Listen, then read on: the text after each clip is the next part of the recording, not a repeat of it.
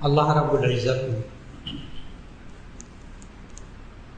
انسانوں کو پیدا فرمایا، اس انسان کی ضروریات کو اللہ سے بہتر کوئی نہیں جانتا،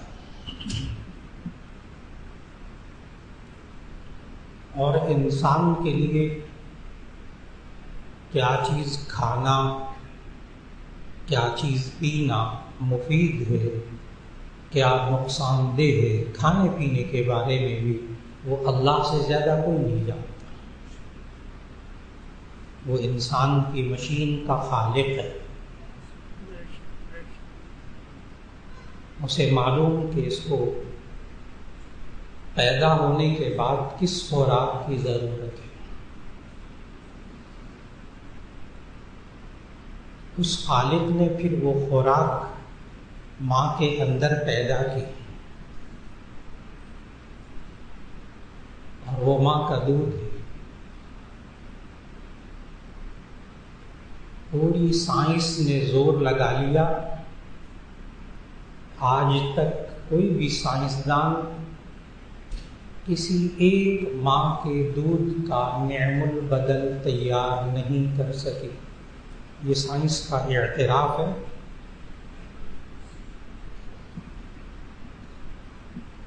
ہر چیز اس نے مصنوعی بنانے کی کوشش کی، پھر یہ بڑا ہوتا ہے تو پھر اللہ نے الگ احکامات دیے کہ یہ چیز پینا حرام ہے، یہ حلال ہے۔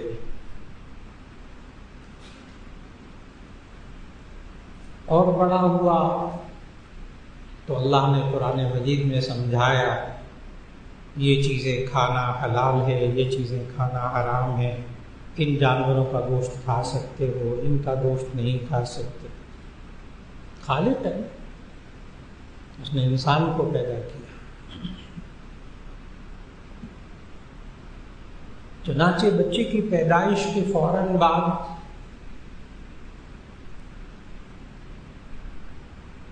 اس ماں کے اندر جسم میں اللہ نے دودھ کو پیدا کیا، جو اس بچے کی خوراک ہے۔ اب جتنے بھی ڈاکٹر ہیں، لیڈی ڈاکٹرز ہیں، سب یہی کہتے ہیں کہ ماؤں کو چاہیے کہ وہ ڈبے کا دودھ، آخری چارہ کار ہو تو وہ ڈبے کا دودھ پلائے، اگر بچے کی جان کو خطرہ ہو کہ وہ دودھ نہیں اس کو میسر ہو رہا، ورنہ ماں دودھ پلائے۔ اور اس اللہ نے جو خالق ہے انسانوں کا، اس بچے کا، بچی کا، اس اللہ نے سورۃ البقرہ کی آیت نمبر 233 میں یہ حکم دیا، والوالدات يرضعن أولادهن حولين كاملين لمن أراد أن يتم الرضاعة۔ اور بڑے تفصیلی احکام دیے اللہ نے، بڑے باریک باریک احکام دیے اس آیت کے اندر۔ آج یہ والی آیت خاص طور پر نوجوان بچیوں کو جب شادی ہو جائے، اولاد ہونے کے قریب ہو، ان کو خوب سمجھایا جائے، شادی سے پہلے بھی سمجھایا جائے۔ آج ضرورت ہے کہ اولاد ہونے لگے تو اپنے بیٹوں کو بھی سمجھائیے، ابھی سے شروع سے ذہن بنائیں۔ بچے کی پیدائش کے بعد ماں دودھ پلائے، ذہن بنانا بڑا مشکل ہے، کیونکہ اس وقت وہ عورت طے کر چکی ہوتی ہے ہمارے معاشرے کی، یہ کام مجھ سے نہیں ہوتا، پڑھی لکھی خواتین، اور اس کا نتیجہ اس وقت تو نہیں معلوم ہوتا، لیکن جب بچہ 10-11 سال 7-8 سال 9 سال 10 سال کا بچہ ہو جاتا ہے، اس کے دانت بھرنے لگتے ہیں، اس کی ہڈیوں میں نقص پیدا ہوتا ہے، اس کے معدے میں نقص پیدا ہوتا ہے، اس کے جسم میں کوئی نقص پیدا ہوتے ہیں، تو اس وقت ڈاکٹر کہتے ہیں اس بچے کو ماں کا دودھ نہیں پلایا گیا، جس کی وجہ سے اس میں یہ کمی رہ گئی ہے، اب اس بیماری کے لیے ہم دوائیاں دے سکتے ہیں۔ اور ڈاکٹر 7-8 سال کے بچے کو بھی جا کر کہتے ہیں اس وجہ سے کہ اس نے دودھ نہیں پیا، جو اللہ نے بنایا، جو اللہ نے بنایا۔ اور پھر یہی ماں جو دودھ نہیں پلاتی، آخر کار دور جدید میں اب بریسٹ کینسر اتنا عام ہو گیا کہ وہی اب ڈاکٹر حضرات کے پاس جائے بڑی تفصیل سے بتاتے ہیں کہ اگر اس کے ہاں اولاد ہوتی، اب 2 وجہیں ہیں بریسٹ کینسر کی جو ڈاکٹر بتاتے ہیں خواتین کے کینسر کی، کیونکہ آج کل یہ موضوع بہت زیادہ فکر والا ہو گیا۔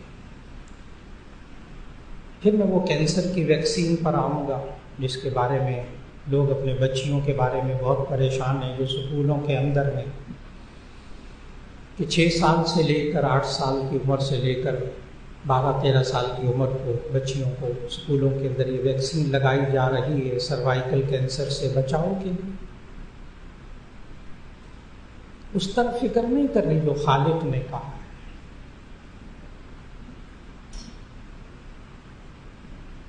اور جو خالق نے کہا والوالدات یرضعن اولادہن حولین کاملین،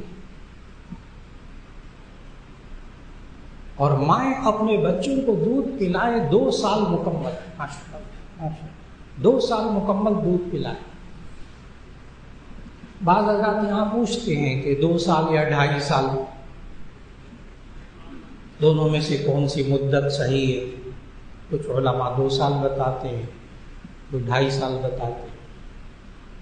اس کی وجہ اصل میں قرآن مجید کی آیات کے اندر دونوں چیزوں کا ذکر موجود ہے، اس لیے یہ اختلاف فقہا میں سامنے آتا ہے، فقہا میں بھی اختلاف۔ سورۃ البقرہ کی آیت 233 میں تو اللہ نے یہی فرمایا والوالدات یرضعن اولادہن حولین کاملین، کہ مائیں اپنے بچوں کو 2 سال دودھ پلائیں، کاملین پورے۔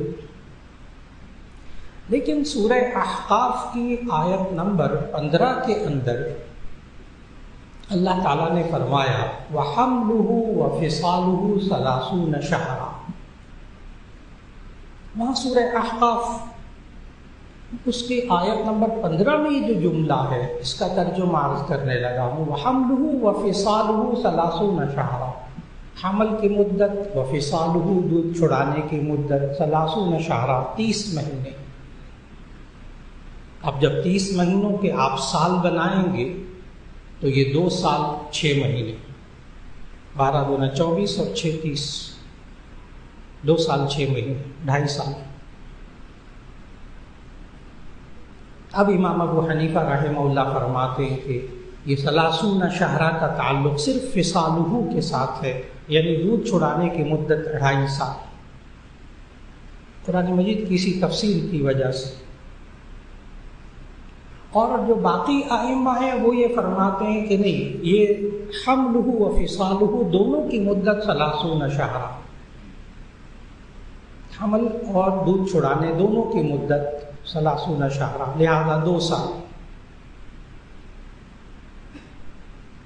لیکن بہرحال آپ ایک بات تو سمجھ گئے ہوں گے کہ 2 سال ماں دودھ پلائے، اس پر تو قرآن مجید کی دونوں آیتیں متفق ہیں، اس میں تو کوئی اختلاف نہیں۔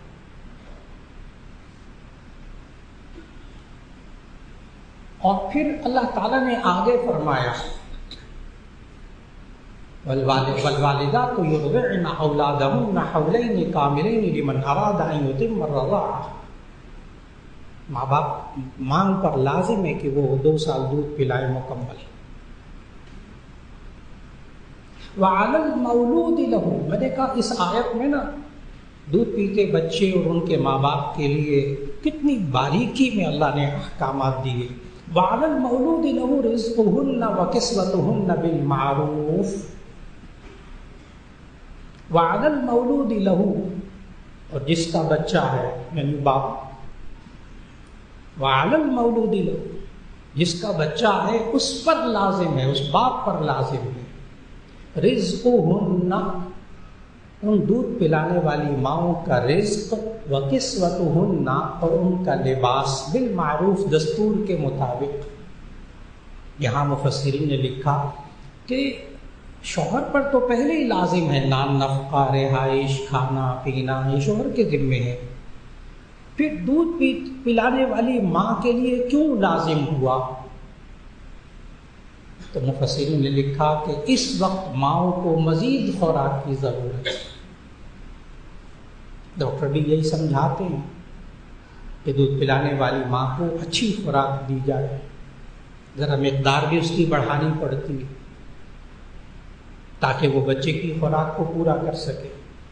اور آپ نے بار بار ذہن میں رکھنا ہے، یہ جو میں کہہ رہا ہوں یہ کسی ڈاکٹر، کسی سرجن کی باتیں نہیں ہیں، یہ خالق کی باتیں ہیں جس نے اس بچے کو بنایا ہے.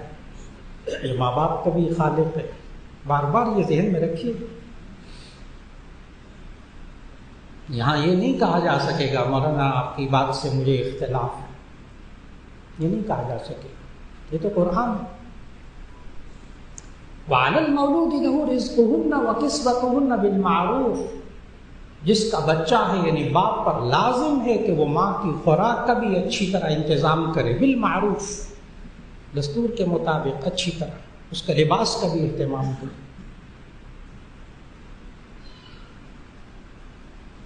معلوم ہوا کہ آج باپ کی ذمہ داریاں آ گئی. یہ ماں اس بچے کی خوراک کا انتظام کر رہی ہے. اب اس ماں کی فکر اس کے خوراک کی اور اس کے لباس کی فکر کرنا ہوگی. ہمارے معاشرے میں اس پر توجہ نہیں دی جاتی. آپ حضرات جو بزرگ ہیں وہ جانتے ہیں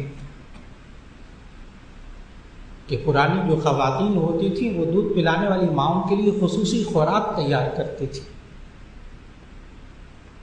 اور کہتی تھی کہ یہ اب ضرورت ہے اس چیز کی. اور ہمارے ہاں بالکل اس بات کی فکر اب معاشرے میں نہیں رہی، جو بہت بڑا نقصان ہے. اللہ کے حکم کی خلاف ورزی ہے. اگر آج یہ باپ اپنے پیدا ہونے والے بچے کے بارے میں خوراک کا اور اس کا خیال نہ رکھے، یہ گناہگار ہوگا.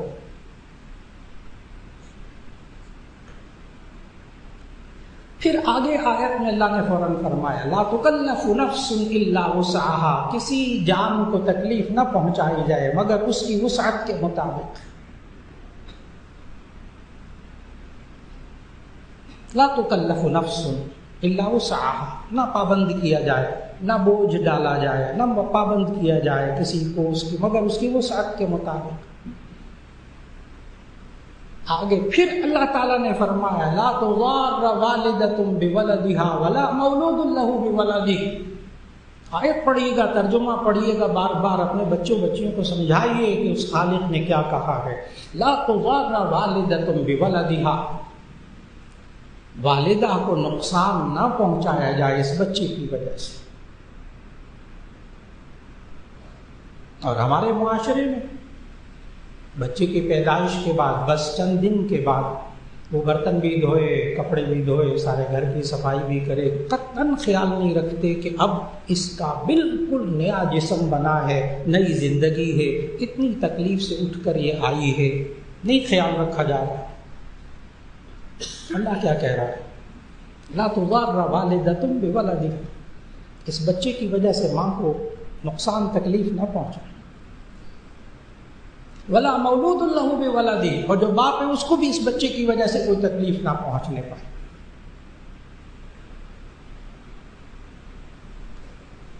خالق نے کتنی باریکی سے سمجھایا. آج یہ بزرگوں کے ذمہ ہے کہ وہ اپنی نئی نسل کو بار بار سمجھائیں، یہ باتیں سمجھیں.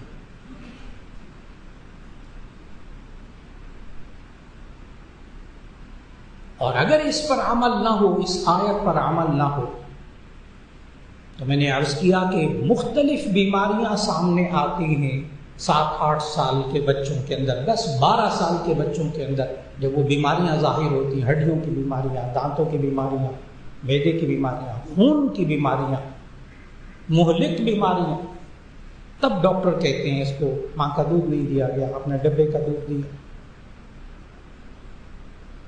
اور آج پوری دنیا کے ڈاکٹر، اور میں عرض کروں اب اس وقت اس مہم پر کہ مائیں بچوں کو دودھ پلائیں، بڑی طاقتیں اربوں روپیہ صرف اس اشتہار پر خرچ کر رہی ہیں کہ خدا کے لیے ماؤں کو کہیں کہ اپنے بچوں کو دودھ پلائیں۔ آپ کے سامنے بڑی طاقت ہے، پاکستان نہیں صرف، کیوں؟ ان کو آگے نظر آ رہا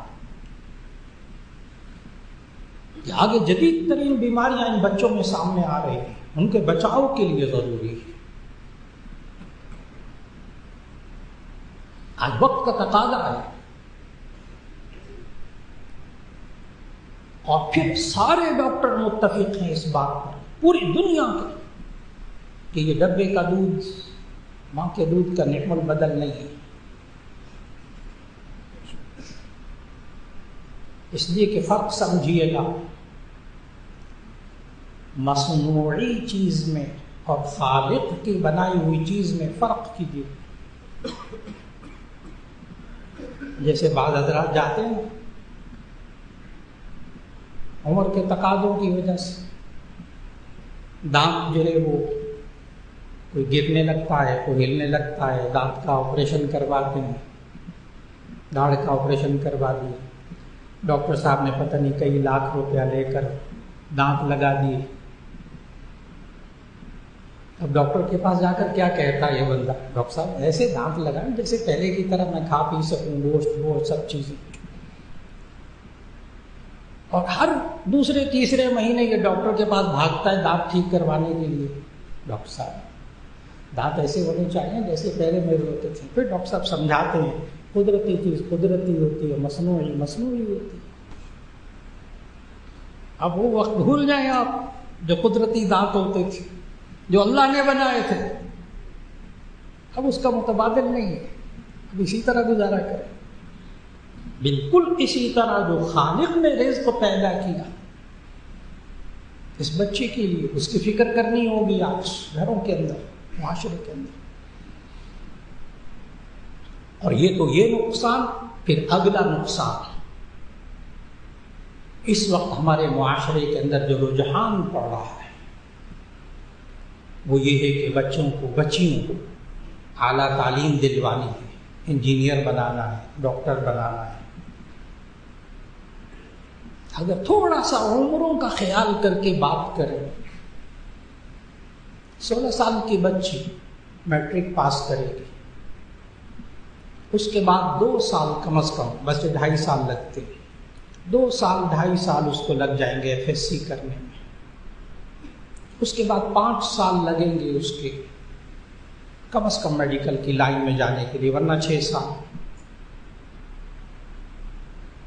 16 2 18، 18 5 23۔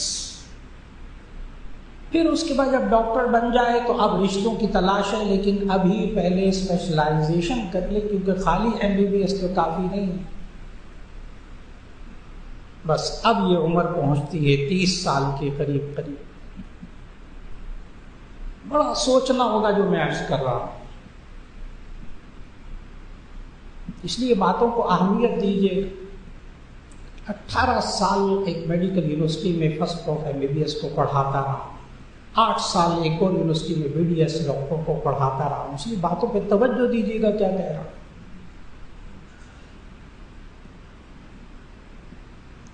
30 سال کی عمر کے قریب پہنچ گئے، اب میڈیکل سائنس آج یہ کہتی ہے کہ 35-40 سال کی عمر میں، دیکھیے اس موضوع کو ذکر کرنا پڑے گا، حساس موضوع ہے، تلخ موضوع ہے، آج جاگنا پڑے گا۔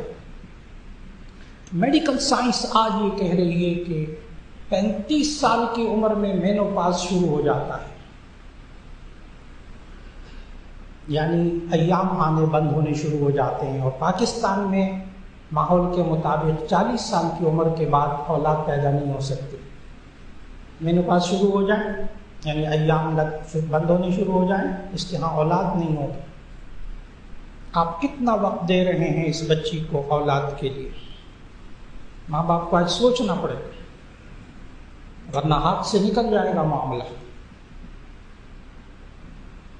نتیجہ یہ ہوتا ہے کہ شادیاں اس عمر میں ہوتی، پھر بچی کی جاب کا مسئلہ، پھر فلاں کا مسئلہ، پھر فلاں کا مسئلہ، شادی میں تاخیر، اولاد ہونے میں تاخیر۔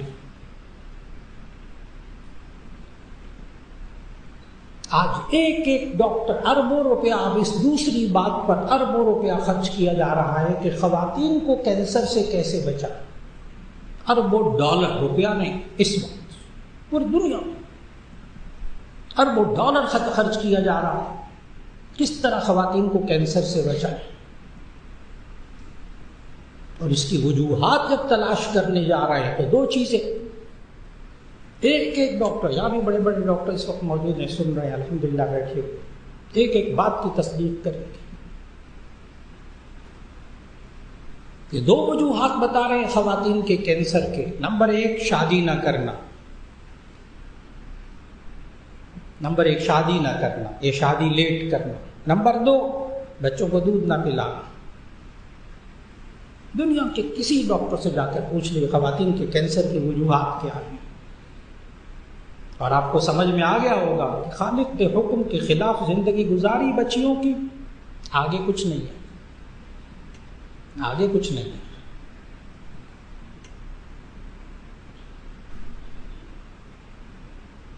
یہاں تک کہ جدید ترین کینسر کے علاج پھر دریافت کرنے پڑے،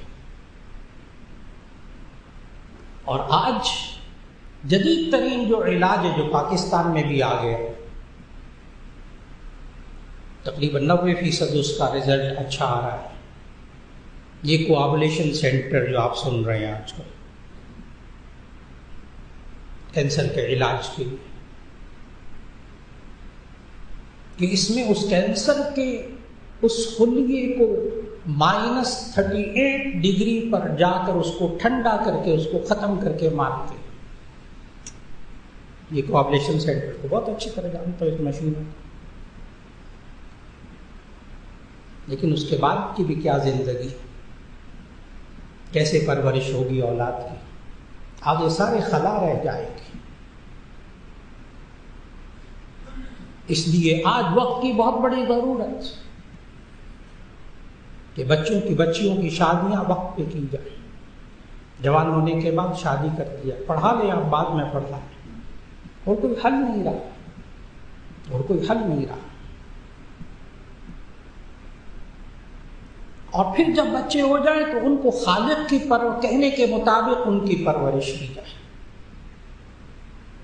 پھر اللہ نے آگے اس آیت میں فرمایا والوالدات یرضعن اولادہن حولین کاملین، یہ ماؤں کو چاہیے کہ وہ 2 سال دودھ مکمل پلائیں، لمن اراد ان یتم الرضاعہ، جو چاہتا ہے کہ رضاعت دودھ پلانے کی مدت کو پورا کرے۔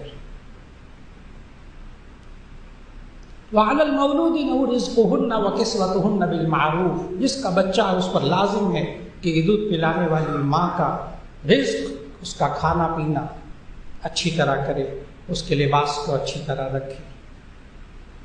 لا تکلف نفس الا وسعها، کسی شخص کو، کسی ذات کو اس کی وسعت سے زیادہ مکلف پابند نہ کیا جائے۔ ولا تضار والدۃ بولدها، ماں کو اس کے بچے کی وجہ سے تک نقصان نہ پہنچنے پائے۔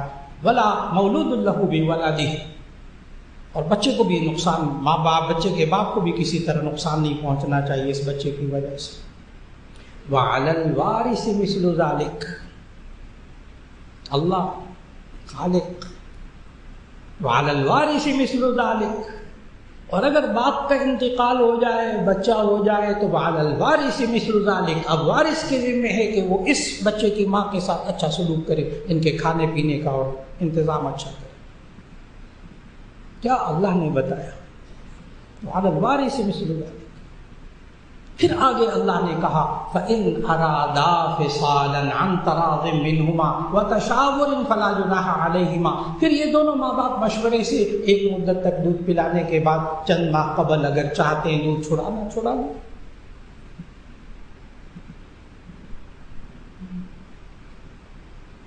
آگے ایک اور جملہ اسی آیت میں، سورۃ البقرہ کی آیت نمبر 233. اپنی بچیوں کو پڑھائیے، بچوں کو بھی پڑھائیں، خاص طور پر شادی کے بعد جب اولاد ہونے لگے. ذہن پہلے سے بنائیں، عین وقت میں ذہن نہیں بنتا، وہ اپنا ذہن بنا چکے ہوتے. آگے آیت سننے والی وہ خالق ہے. وَإِنْ أَرَدْتُمْ أَن تَسْتَرْضِعُوا أَوْلَادَكُمْ فَلَا جُنَاحَ عَلَيْكُمْ، اگر تم چاہو کہ کسی اور ماں سے دودھ پلوا لو تو کوئی حرج نہیں. ان تسترضعوا اولادکم، اپنے بچوں کو کہیں اور سے دودھ پلا لو، کسی اور ماں سے اگر اس سے دودھ میسر نہیں. کیا کسی اور ماں کا دودھ اس کو پلایا جا سکتا ہے؟ جی ہاں، وہ اس کی رضائی ماں بن جائے گی. اور نبی صلی اللہ علیہ وسلم کی ذات مبارکہ کے ساتھ یہی ہوا.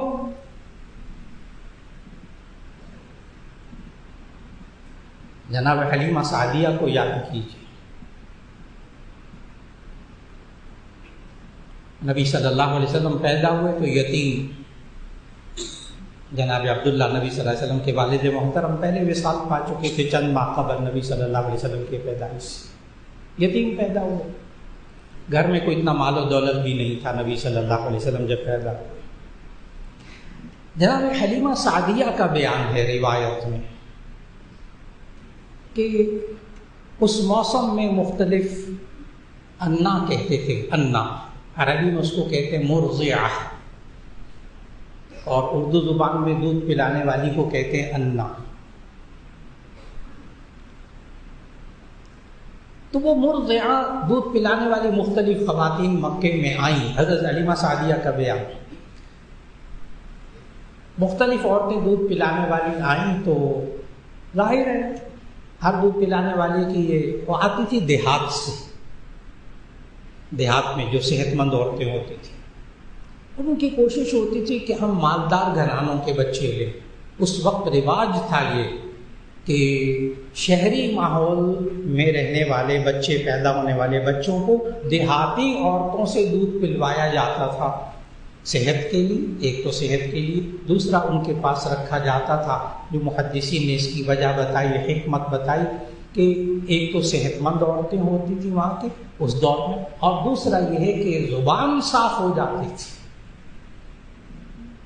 کیونکہ جو بدو عربی بولتے تھے وہ فصیح و بلیغ ہوتی تھی، تاکہ بچے کی زبان صاف ہو جائے. یہ الگ موضوع ہے انشاءاللہ، آئندہ جمعوں میں آ رہا ہے بچوں کی زبان پر کیسے محنت کی جائے، وہ ایک الگ موضوع ہے. کیونکہ ہمارے جمعوں میں سیرت طیبہ قدم بقدم عمر کے حساب سے یہ سلسلہ چل رہا ہے الحمدللہ.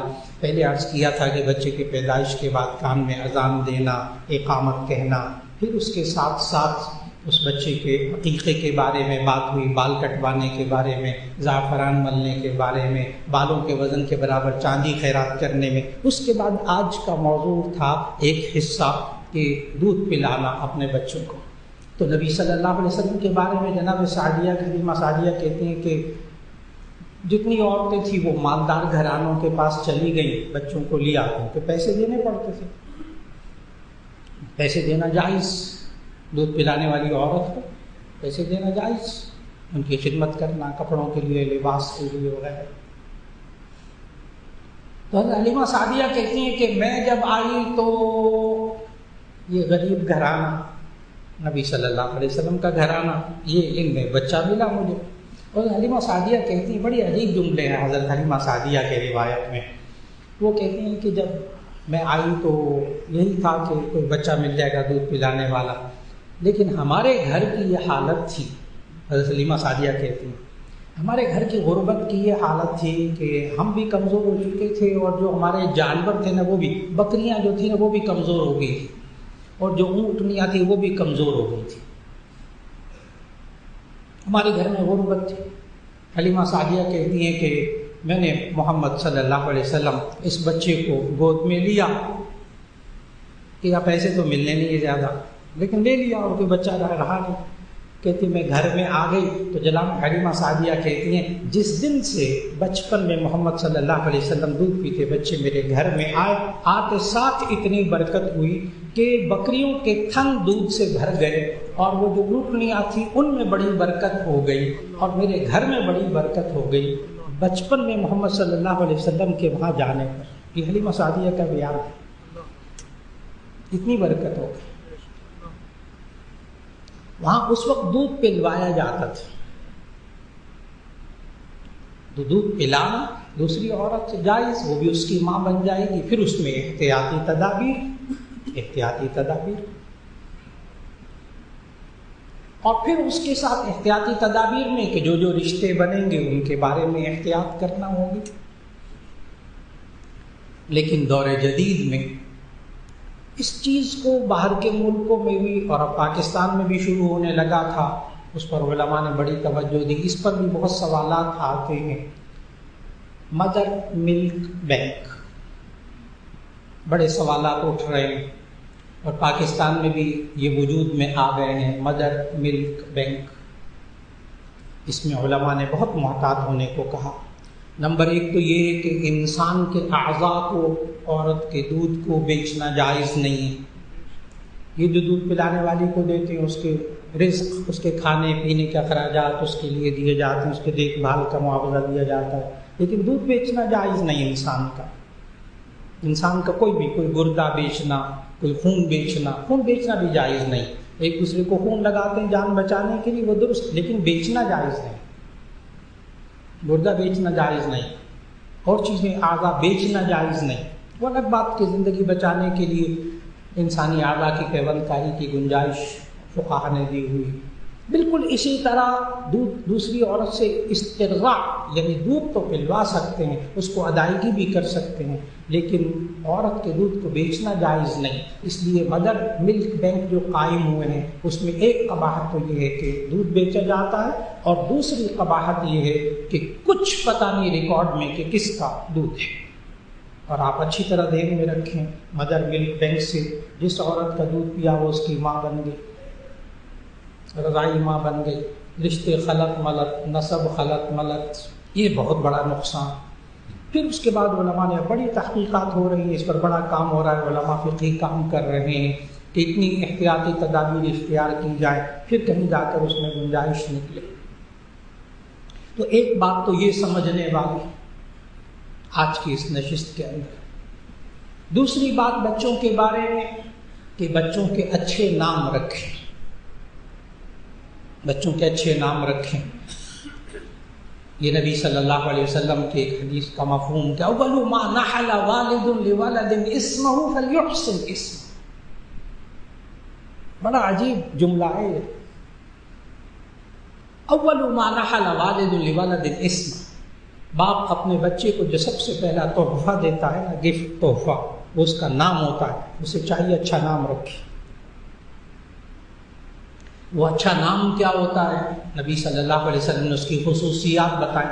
نمبر ایک، اس نام میں شرک نہ ہو. شرک نہ ہو. جیسے حضرت ابو ہریرہ رضی اللہ تعالیٰ عنہ کا نام اسلام لانے سے پہلے عبد شمس تھا، سورج کا بندہ. شرکیہ نام.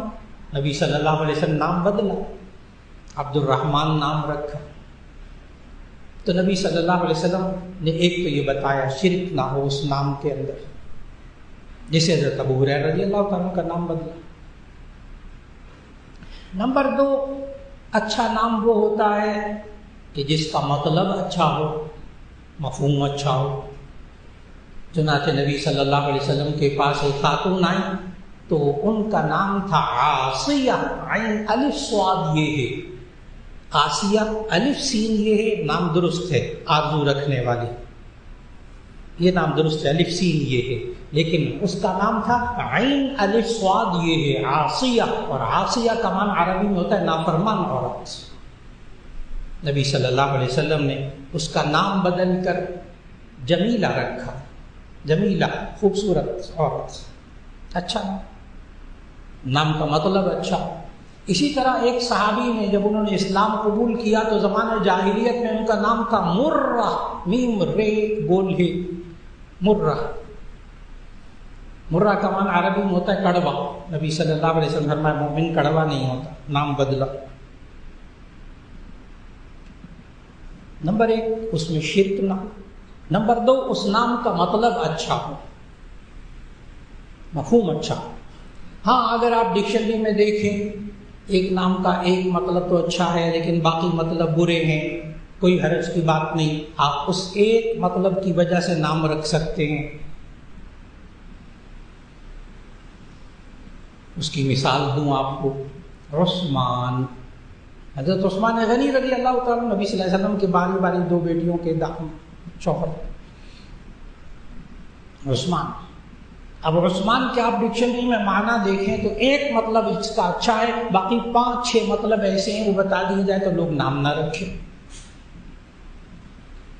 ایک مطلب جو اس کا اچھا ہے وہ ہے خوبصورت قلم، خوبصورت قلم پین. اور باقی جو اس کے مطلب ہے وہ ذرا تھوڑا سا منفی ہیں، جیسے اژدہے کا بچہ، سانپ کا بچہ وغیرہ، اس طرح کے مطلب ہیں اس کے. ماشاء اللہ ماشاء اللہ، الحمدللہ. حضرت شیخ لائے جزاک اللہ حیاک اللہ بصحت و سلام.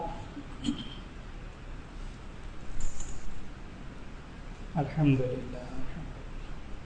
اللہ تعالیٰ کامل صحت عطا فرمائے گا انشاءاللہ.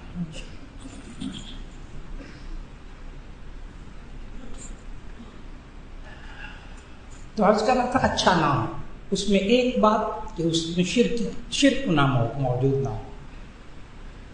جیسے عبد الشمس حضرت ابو ہریرہ رضی اللہ تعالیٰ نام بدلا. نمبر 2 اس کا مطلب اچھا ہو، اگر مطلب برا ہو بچے کا نام بدل دیجیے.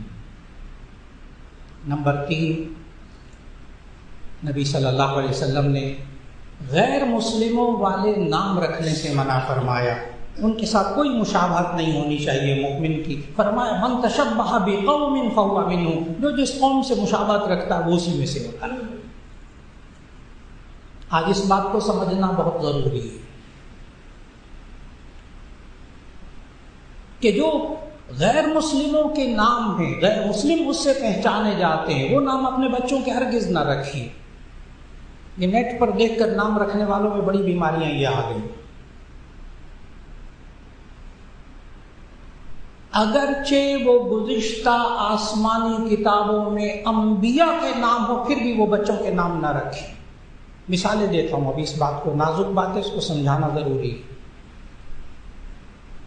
غیر مسلم وہ نام رکھتے ہیں انبیاء کے نام، لیکن وہ گزشتہ آسمانی کتابوں میں نام آئے، قرآن میں نہیں آئے، وہ بھی اپنے بچوں کے نہ رکھیں. جیسے بائبل میں داؤد علیہ السلام کو ڈیوڈ لکھا ہوا ہے. داؤد علیہ السلام، ان کا نام ڈیوڈ ہے وہاں. اب ہمارے یہاں بہت ہو رہا ہے اچھا، جن کے بچے باہر گئے ہوئے ہیں، بچیاں باہر گئی، شادی کر دی وہاں، ٹھیک. اب وہاں وہ جی میں نے اپنے بچے کا نام ڈیوڈ رکھا. پوچھا کیوں رکھا؟ کہتے ہیں کہ نبی کا نام ہے. جی بالکل درست ہے، لیکن یہ عیسائیوں کی پہچان ہے. میں نے کہا بہت سے مسلمان بچے بچیاں وہاں غیر ملکوں کے، باہر کے ملکوں میں اپنے بچوں کا نام ڈیوڈ رکھ رہے ہیں. غلط، ناجائز، یہ تو غیر مسلموں کی پہچان ہے. تو داؤد علیہ السلام کو بائبل کی زبان میں ڈیوڈ، آپ داؤد رکھیں گے اپنے بچوں کا نام، ڈیوڈ نہیں رکھیں گے. یوسف، قرآن مجید میں حضرت یوسف علیہ السلام کا نام، لیکن بائبل میں اس کا نام جوزف. یوسف علیہ السلام جوزف. آپ اپنے بچے کا نام جوزف نہیں رکھیں گے، یوسف رکھیں گے. بائبل میں اسحاق علیہ السلام کو آئزک کہا گیا، مشہور نام آئزک ہارن، آئزک اسحاق علیہ السلام، لیکن آپ اپنے بچے کا نام آئزک نہیں رکھیں گے. سلیمان علیہ السلام، بائبل میں اس کو سولومن لکھا ہے. پاکستان کے بہت بڑے ایک کرسچن ڈاکٹر ہیں، کارڈیالوجسٹ بھی ہیں اور ریڈیالوجسٹ ہیں وہ، تو ان کا نام سولومن، کرسچن ہے. بھی بائبل میں سولومن آتا ہے، قرآن میں سلیمان آتا ہے. آپ اپنے بچوں کا نام سلیمان رکھیں گے. تو وہ جو آسمانی کتابوں میں، گزشتہ آسمانی کتابوں میں انبیاء کے بھی نام ہیں، لیکن وہ غیر مسلموں کی پہچان ہے، آپ بچیں گے اس کو، اپنے بچوں کا نام نہیں رکھیں تو غیر مسلموں سے پہچان نہیں ہو، ایسا نام رکھیں جو غیر مسلموں میں نہ رکھے جاتے ہیں، غیر مسلموں کی پہچان ہو۔ 3 باتیں ہوں گی، شرک نہ ہو، اس کا مطلب اچھا ہو، اور پھر اس کے ساتھ ساتھ غیر مسلم کے ساتھ مشابہت نہ ہو اس نام سے، چاہے کسی زبان کا نام ہو، ضروری نہیں کہ عربی میں۔ بچوں کے نام رکھنے کے لیے ایک آسان سا اصول ذہن میں رکھ لیجئے، 200 نام تو ابھی بتا دیتا ہوں، جتنے اللہ تعالیٰ کے نام ہیں اس میں سوائے چند ایک ناموں کے، باقی سب کے ساتھ لفظ عبد لگائیں، لڑکے کا نام تیار، عبد العلیم، عبد الحفیظ، عبد الغفار، عبداللہ، عبد الرحمن۔ نبی صلی اللہ علیہ وسلم کو یہ 2 نام بہت پسند تھے، عبداللہ اور عبد الرحمن۔ پھر اسی طرح محمد صلی اللہ علیہ وسلم کے جو صفتی نام ہر قرآن مجید کے نا، وہ گدے میں ایک طرف اللہ کے نام لکھے ہوتے ہیں، ایک طرف محمد صلی اللہ علیہ وسلم کے نام رکھے ہوتے ہیں، تو وہ آپ محمد صلی اللہ علیہ وسلم کے نام بھی 99 نام وہاں لکھے ہوتے ہیں، 99 نام وہاں لکھے ہوتے ہیں، 200 کے قریب کا نام ابھی آپ کو معلوم ہوگا۔ اسی طرح بچیوں کے نام کوشش کیجئے صحابہ اور صحابیات کے نام پر ہوں، کوشش کریں۔ اور پھر اس کے ساتھ ساتھ اگر یہاں بھی علماء نے لکھا، محدثین نے لکھا، اگر انبیاء کے نام آپ رکھ لیں اور ان کا مطلب نہ معلوم ہو تو یہ جائز ہے۔ جیسے لوگ پوچھتے ہیں یوسف کا کیا مطلب، اب یوسف عربی زبان کا لفظ نہیں ہے، عبرانی زبان کا لفظ ہے، سورہ یوسف ہے قرآن میں، لیکن یوسف کا معنی عبرانی زبان میں مزید بھی ہوتا ہے اور حسین بھی ہوتا ہے، لیکن اگر نام معلوم نہیں، بعض لوگ پوچھتے ہیں یعقوب علیہ السلام کا کیا مطلب، ابراہیم علیہ السلام کا کیا مطلب، فلاں کا کیا مطلب، تو اس کا جواب دے رہا ہوں کہ اگر انبیاء کے نام ہیں تو ایسی صورت میں ان کا ترجمہ معلوم کرنے کی بھی ضرورت نہیں ہے۔ اگر آپ کو نہ معلوم ہو آپ نام رکھ سکیں گے، لیکن کوشش کریں معنی معلوم ہو بچے کو خود اپنے نام کا۔ اب وہ نام چاہے کسی زبان کا ہو، ضروری نہیں کہ عربی ہو، آپ پنجابی میں نام رکھ لیں، آپ عربی میں نام رکھ لیں، آپ اردو میں نام رکھ لیں، آپ فارسی میں رکھ لیں، آپ کسی بھی زبان میں نام رکھ لیں۔ مثال کے طور پر عربی میں ایک نام ہے عطاء اللہ، عطاء اللہ، اللہ کا دیا ہوا، اللہ کی عطا، یہ اللہ نے دیا ہے، عطاء اللہ۔ اب اس کا پنجابی میں آپ ترجمہ کر کے نام رکھیں بچے کا اللہ دیتا، جائز، اللہ دیتا جائز، لیکن ساتھ ہی یہ عرض کر دوں کہ کوئی اور دیتا نہیں ہونا چاہیے، وہ شرک ہو جائے گا۔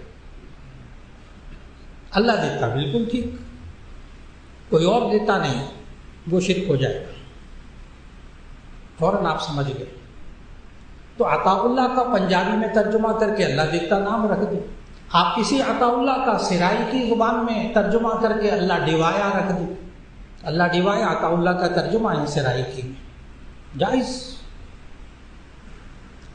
تو بچوں کے نام رکھتے ہوئے علماء سے مشورہ کر لیجیے، ہر جگہ علماء ماشاءاللہ موجود ہے، نیٹ پر سہارا نہ لیں، ایک گزارش، نیٹ پر سہارا نہ لیں، کیونکہ بہت سامنے آتا ہے، وہ جی نیٹ میں یہ لکھا تھا، نیٹ میں اس کا معنی جنت ہے، اس کا معنی حور ہے، اس کا معنی فلاں ہے، جی خام خواہ کوئی سند نہیں، کوئی بات نہیں، اور یہ بھی نہیں پتا ہوتا کس زبان کا لفظ ہے، ایسا نہ کیجیے۔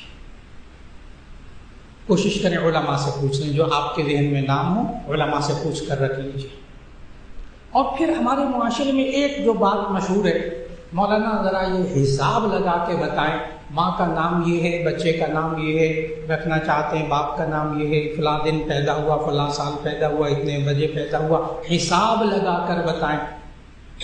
اب یہ آ جاتا ہے علم رمل، علم جفر، علم ابجد، یہ زائچوں وائچوں کے سارے یہ علوم انسانی ذہن کی پیداوار ہے، انسانی ذہن کی پیداوار ہے، اس کا علم بالوحی کے ساتھ کوئی تعلق نہیں ہے، کوئی ضرورت نہیں بچے کے نام کا حساب کتاب رکھ کے، یہ کوئی شرعی چیز نہیں، اس سے بچنے کی کوشش ہے، یہ کوئی شرعی چیز نہیں۔ 3 باتیں، نام اچھا ہو، مطلب کیا، شرک نہ ہو اس میں، اس کا مطلب اچھا ہو، غیر مسلم وہ نام نہ رکھتے ہوں، آپ بچے کا نام رکھ لیجئے، حساب کتاب لگوانا ضروری نہیں۔ تو آج کی نشست میں جس بات کا خلاصہ نکلا، ہم اپنے بچے اور بچیوں کی پرورش اللہ اور اس کے رسول صلی اللہ علیہ وسلم کے حکم کے مطابق کریں۔ آج کے دو موضوع تھے، ایک اپنے بچے اور بچیوں کو مائیں خود دودھ پلائیں بہت تفصیل کے ساتھ، اور اس کے لیے سورۃ البقرہ کی آیت نمبر 233 اپنے بچوں کو بچیوں کو خوب پڑھائیں، اس کا ترجمہ سکھائیں، اور دوسرا یہ کہ اپنے بچوں کا نام رکھیں تو بہترین نام رکھیں، اس لیے کہ میں نے وہ روایت سنائی، اول ما نحل والد لولد اسمہ فلیحسن اسمہ، بچے کو پہلا تحفہ باپ جو دیتا ہے وہ اس کا نام ہوتا ہے، جو ساری زندگی اس کے ساتھ لگا رہتا ہے، زندگی کے بعد بھی لگا رہتا ہے۔ اللہ رب العزت ہمیں اپنے بچے اور بچیوں کی قرآن و سنت کے مطابق پرورش کرنے کی توفیق عطا